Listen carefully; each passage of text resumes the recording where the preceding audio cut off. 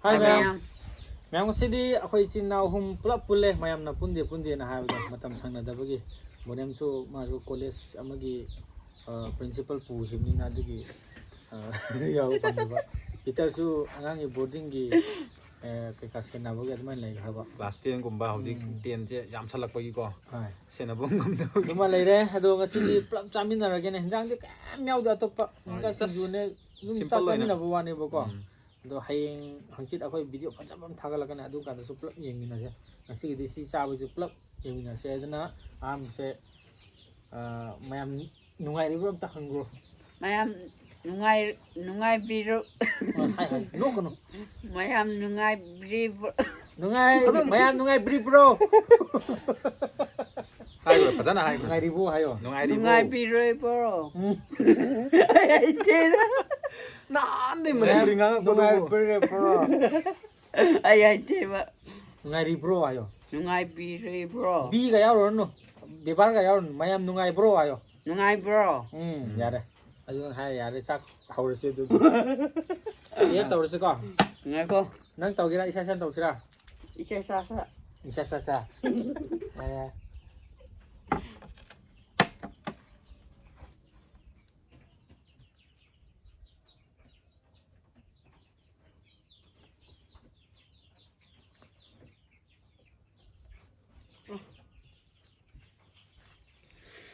kita dia aku ke mana tapi semai ketahui kari hai no atha dum tang hung na mo ko di arsinina adu kari no hang ba admai tawi to kai isak si diam de he alu ya ko disman to idana ko tiam leng idana ako nya ne asi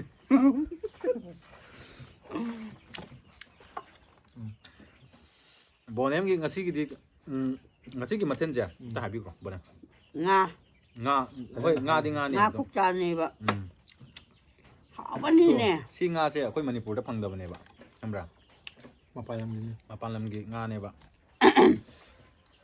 aw bane nga maming to kari kabi khangman na slash tuna ngang ako na mata kau bodo mo ko kunda tele yare yare oh kam kan da nang nang mana phone bro phone na ma phone number se kong ke to yare ngang ibali hang sep do kita ngon hang sep do ngang kai wa le bin no ma ru wa le de ma le ko ai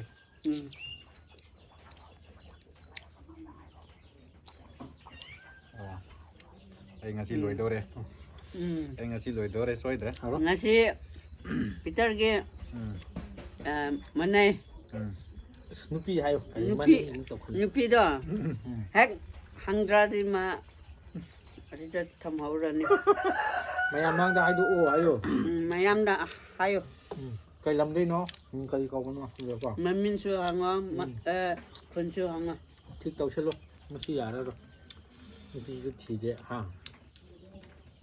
bonem nan de chamin nak ban ai nupi kang de le te chu kang de hayo nupi di na kita haming thomas da hapya ada ste pomodis bonem oron si thamju ko ma nang sa ya de ko nang na horan injang apa so nang na ko hapak ta ko nati thamu adum thamu maka thamu hui na muk sa gi na si thamu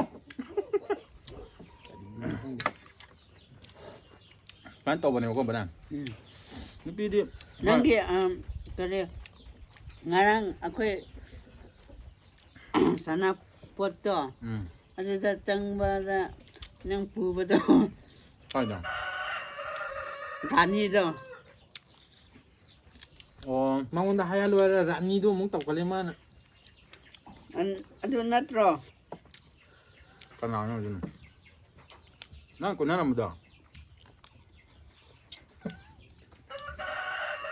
ika pa abu dura ꯕꯣꯅꯦꯝꯅ ꯀꯣꯏꯔꯒ ꯑꯩꯉꯣꯟꯗ ꯂꯣꯏꯅ last ꯑꯩꯉꯣꯟꯗ ꯇꯥꯔꯛꯀꯅꯦꯕ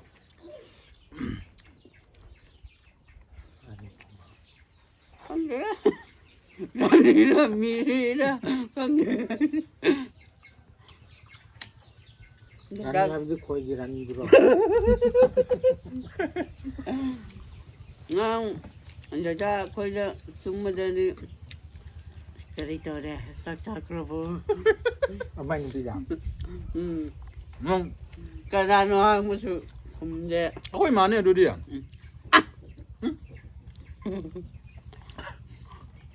ꯑꯗꯨꯀꯥꯟꯗ ꯏꯌꯥꯝꯕ coin ꯁꯪ ꯇꯨꯝꯕꯗꯣ ꯑꯩꯈꯣꯏ ꯃꯃꯥꯅ ꯆꯥꯛ ꯆꯥꯔꯕ꯭ꯔꯥꯅ ꯍꯪꯉꯛꯄ ꯉꯁꯤ mà chứ ꯑꯩ ꯈꯛꯇꯪ ꯁꯦꯟꯅꯔ ꯂꯩꯔꯦꯕꯀꯣ ꯕꯣꯅꯦꯝꯁꯦ ꯃꯥ ꯅꯪꯒꯤꯗꯤ ai cái gì giả đây ꯑꯗꯣ ꯁꯨꯃꯥꯏꯅ người ꯍꯥꯏꯕ꯭ꯔꯣ ta cũng xem là xem bị bao nhiêu thôi đấy ไอ้เนี่ยเชนบีบราดูพี่ดอกนั่นเนี่ยเซคอนเดโก้ได้หลักคนนั้นจ่อกินตะปะจักไปผมเลยไป นั่ง มาน่ะก้อยไอ้งอนจะไทยเจเลย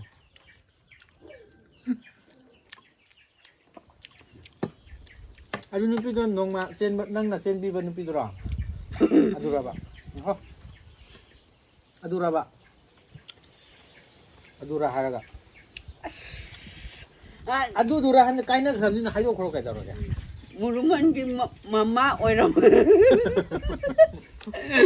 ก็จะบราสักก่อน มึงมาว่าอะไรมึงต้อง ai không nhà ต้องโอเคจะไม่สนุกเลยต้องแล้วคนนั้นก็ใครปียก็ใครละอันที่7 กิโลละในการที่จะมีไวเลสเดี๋ยวจะแกให้จำละให้วารีน้องไอ้ดิวน้องไอ้ดิวใครต่อมีเงินมากกว่าใครการนี้ใช้สตอรี่ต่อกันมั้งนะ ให้โยก nang gì có ai nó bị ama cái อามาก็กวยเนอร์บะซู con nó bao nhiêu giá thế vậy ก้อยโตแก tốt ra nang cái gari đó ấy là gari xa ra rất là cái อามาก้อยเก็บอ่ะไอ้ยี่ไก่ช่วยอะไรกัน ada cái này là phúc cho น่ะทุกห่างทุกห่างบ่เลยแต่ว่านั่งบ่ แล้วพวกตะเลยทำเก็บอ่ะ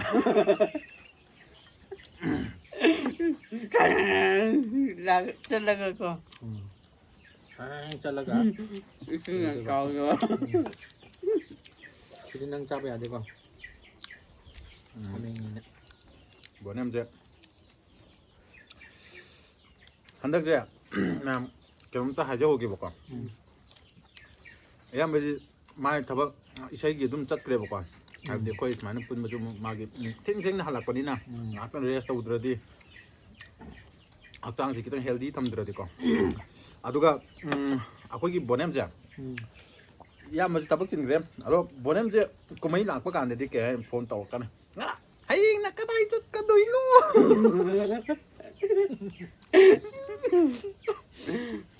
mangon dan ra thì con chẳng ta rồi nangon đã tàu ra thì chú chú đâm thằng gì mà ngay rồi mà ไอ้ดีกว่าถ้าบอกว่าไอ้ตัวผลที่ชุบผมเนี่ย aku dah ke phone taw ra dia nu ngai di bu kai ka su hang hang rồi hai na kai chat doi no aduh ka ta ka เช่นแบบบนนี้มันจะก็จะจัดมันมาจะบาร่ากันแล้วที่พนามพวกกันเนี่ย mà người ta còn xem nha rồi sang sport cho xin đây là ra chân mình là xin hai mà ra xin đây gì câu lạc tử มันชี้ไปเนี่ย những cái bao nhiêu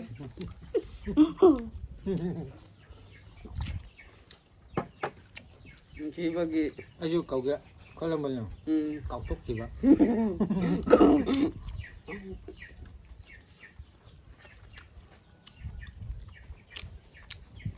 nang bonem nang chor hon ba malang mar kaw yaจะพาดบ่ มันตกใจได้ยังไม่ได้ ai đi nupa do ก็ยิ่งมาเลยนะ dokternya kan nupi dulu. Nupi di dokter ni ba. Adu tu aku kunde. Koi kan tadi karat. Nate Manipur dah lete ba. Outside tali bani ba. Oh, parang yung specialist. Masuk pa ba? Masuk. Nang uhaw bro. Utara video call to ra ka. Oh. Uhaw deh. Ada bro tu dah. Pade. Ai jeng ba di. Ma hai bro. Doctor Sonia tu sat yam phaji ka hai bro. Nang yai hai bro ba. Nang yai. Doctor Sonia hai. Ai na jeng ba di. Si spek la thora di kana su ulo. Mabani wali sa iwang ngang man ngang. Kita si koi berapa itu baru nupi. Su khang dre da koi ba ko. Khang wa ta di. Na da kak sira. Okay. Hai. Sang ai. Hai ke ba. Ado. Nang nupi kai dong chỉ đơn no. Nang hai chỉ bên nupi tu dah. Ai jo. Pulak. Đâu cả. Pulak trên cả. Itu na paye. Besar. Masuk ani rak tinggi di pak gari jo. Dak. Santa betul nama ni ngejiki tak makin. Bonim giwan tau tu tu. Betul ke? Anh tu, ada nang gitu. Kai dong cái nó tàu đi đâu vậy? Ngang nó có Magi se. Kari. Nang bonem ni nupi se pidar. Keno in tawra se. Munali kam tawra se. Mana lekah? Mana ngarang sana ke. Wang besuman ni. Ya betul. nó có apa mà chỗ ai không được đó. Kalau apa ambil je. Minggu kali ba mo Manila ka. Manila ka.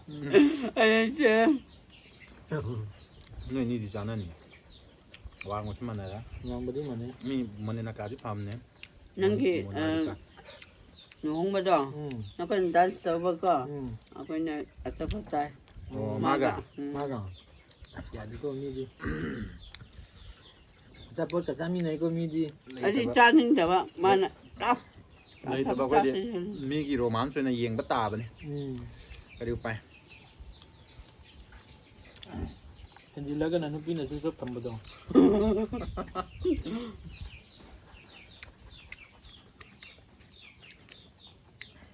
Cái nupi đó. Anh nào coi ba đó. Anh nào. Nupi do. Ya de da. Nupi kya sudah? Mami jangan mama lah. Kong. Nanti mami tu kuno mama sama tara lah. Big tiap apa?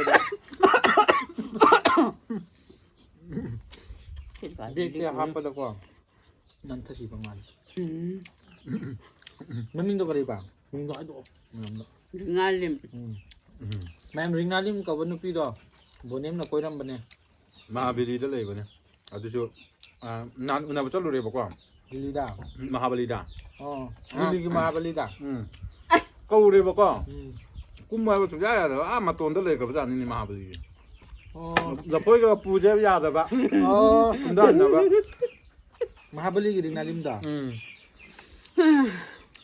Mai lepas bonusnya lepas pulang kerja ni ni. Jangan main dah cing mereka sih sebenarnya. Dia nanti siapa berapa?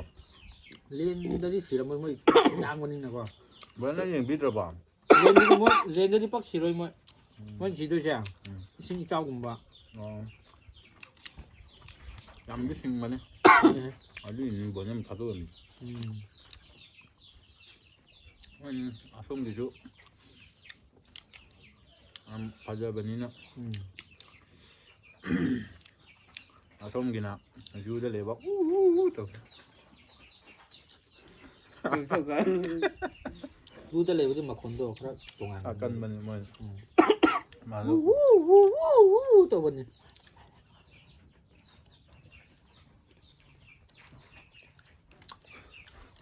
Apa ini? เคยได้หน่อยทุกอย่างเคยนั่งมามั่งได้หรอที่ใจไอ้จัน นั่งโลกกูไปสิพัดสิบ่ Tak pulak pagi. doktor na sor sat lan yan Sor salah dia. Hingga deh. รักษาบ่ได้โซโรโหเลยทุกคนบ่ตาบ่โซทิ้งบ่ มีหุยเบาโชว์ถึงอาการจิตแล้ว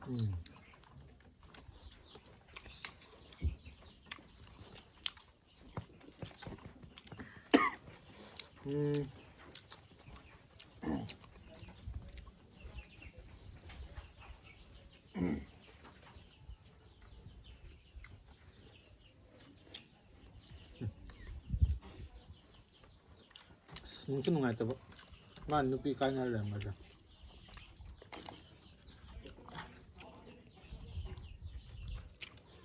Aduh ni mesti nang kamain tau ke kapra Kap dia dah. nuak pro tu Kalau ada kap tak boleh.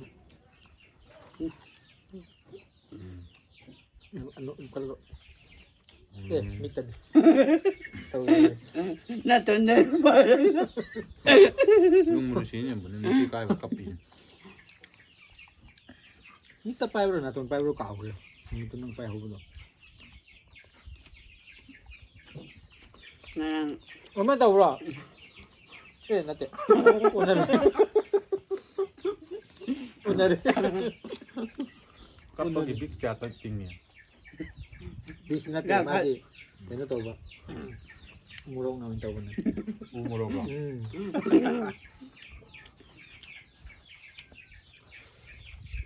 bonem juari lay ne na nang chi hoi de jo nupi simbiu dum hai ba mali ne bune Ama channel kuning hai da. Nan dukan tu hai me. Pesan ngai le tapi lupa mga lupi simbiro na hai. Hai bra. lilong da le pesan ni pop kano Larik tam give them mess ti pasam lingre ngarang an ti tahu. nang kelas ka ka de ke Saben. saben Ai kare he. Ai. Oh, mm ano tahu ba? Pasai tam ni tam ngai le tapi juga ma ka ka ba. Saben tadi mo ani goi ba. Kwa. Nata. master lo do de de Kelas 10 nyawa di ma. Master kan. Tadi dia baca ada. Kuong ba. Ma hai kre mana? Pasal taran ni tuing cuma ni. adu na pa ba pecah tandra ada upah lete. Matang dah semua tahu kan? Matang dah di. Nang na hinjang yaw da ba ko hinjang yaw ba tahu tu. Aduh dah di ikan. Pero mayam ngasi gidi semai na dum tentak na chamin na re matang gi blog mong ay minasi. ngasi gidi just simple ni samin na re ma'am matang da mo ko bonam matang da di bonam na kong ni ay yang ngasi kong ber kong da ba Kung mo phang bara phang ra yang ngo. kong kaya no na Kung bara kung dra ba. oh Kong bra wang khai ra ama tahu re. adu di brem lo ram dai sita na wahai amani tang hai ko se pulak tapagi Ngasi pul baksi ngai. Ngarang dada kunsam ga ai ga kare Ay kana ba? kapas haba. ah Kapas mana no pasi no. Ai de nung ning ba di loi re ba ai de. Ya re ba. Ani sada lo sila se. Matang gi blog ta mo ngai minari ko. Mayam. Bye bye. Bye bye. Video lo ra ma de krasa ki do mayam. Bye bye.